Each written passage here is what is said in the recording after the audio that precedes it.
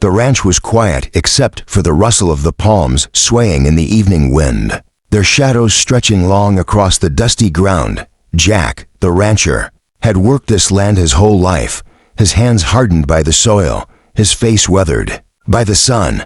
He thought he had seen everything, birth and death, drought and storm, but nothing prepared him for the moment she stumbled into his clearing. Barefoot and broken, her dress torn, her eyes hollow, she collapsed near the line of palms that grew along the creek, her voice hoarse, trembling, yet burning with an urgency that froze his blood.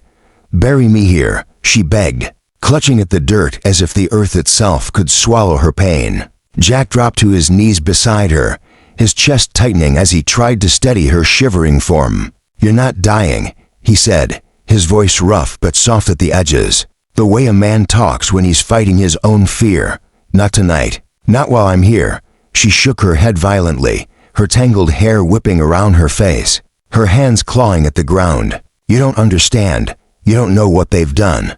This is the only place I'll be safe. Promise me you'll bury me here." Her words struck him like blows, every syllable carrying the weight of a life torn apart. Jack tried to lift her, but she pushed against him with a desperate strength. The look in her eyes was wild, half madness, half terror, as if some invisible shadow haunted her every breath. "I can't go back," she whispered. "Don't let them find me. If you care at all, cover me here, under these palms." Jack's throat closed. He reached for the fronds that littered the ground, pulling them aside to make room for her. But as his hands shook, he froze. His calloused fingers brushed against something buried beneath, something cold, metallic, hidden deep in the soil. The palm fronds weren't just shelter from the sun, they were covering something she knew was there. Jack's heart pounded, his breath catching as he pulled harder, revealing a corner of rusted steel. She let out a strangled sob, pressing her face into the dirt. "Please," she begged, her voice breaking, "don't open it. Just bury me. Here, let me disappear." Jack stared at her, his pulse racing as the truth began to stir at the edge of his mind. Whoever she was, whatever she carried, it wasn't just fear, it was a secret, one buried in his land, one that had waited for his hands to uncover. The wind howled louder as if the desert itself wanted to drown out the sound of her weeping. Jack sat frozen, staring at the steel box half buried under the palms, his hands still trembling from pulling the fronds away. Every instinct told him to leave it covered, to honor her desperate plea, but something inside him, an unyielding voice forged by years of hardship, refused to ignore the truth. He looked at her again, her fragile body curled into the dirt, her shoulders shaking with silent sobs. "If I'm going to protect you," he said slowly, "I need to know what's in here." She lifted her head, her eyes wide with terror, and for a moment he thought she might strike him to stop him. "No," she cried,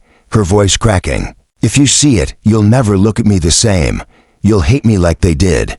You'll turn away. And I can't." Her words broke into a sob. Jack clenched his jaw, his chest aching, but his hands moved anyway. He dug into the dirt, pulling the box free, his muscles straining as the weight gave way. The lock was old, rusted, and with one solid strike of his knife, it snapped. When the lid creaked open, the morning light caught what lay inside, and Jack's breath faltered. Inside were bundles of letters, blood-stained fabric, and a pistol, its barrel still stained with the dark residue of gunfire. On top of it all lay a silver locket, its chain broken, its surface scratched but still gleaming faintly. Jack picked it up with trembling hands, snapping it open to reveal two faces etched inside, a young woman with the same fire in her eyes as the one kneeling before him, and beside her, a child no older than 5. His chest constricted as he looked back at her, her face buried in her hands. "He was my son," she whispered, her voice no more than a rasp. "They took him from me. They told me he was gone. But I couldn't stop fighting. That gun, those letters, they're all that's left of my battle. I begged them for mercy. But mercy doesn't live in men like them." I ran, and I've been running ever since. And if they find me, they'll bury me for real, deep where no one will ever know I lived. Jack closed the locket, his hand trembling as he pressed it to his chest. The weight of her pain crushed him, but beneath it he felt a fire ignite. He reached out, gripping her shoulders firmly. forcing her to meet his gaze.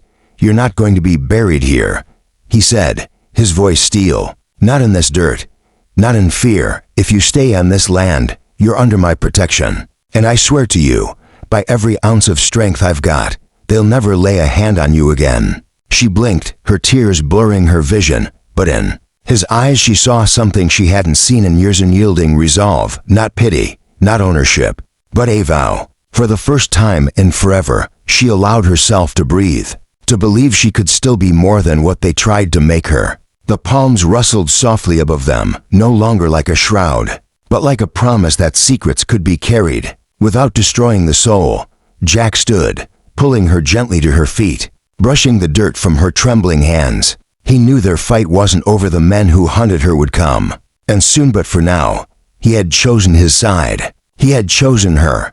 As the sun broke the horizon, spilling gold across the land, the rancher's hands no longer shook. They were steady, ready to build a shield strong enough for both their broken hearts to heal. My friends, if this story touched you, if you felt the pain of her plea and the strength of his vow, I invite you to subscribe to this channel, because every tale here is more than words. It is a reminder that even in the darkest places, hope can take root, that broken souls can be lifted, and that love, compassion, and courage still have the power to change destinies. Subscribe now and be part of a family where stories carry the light we all need to keep moving forward.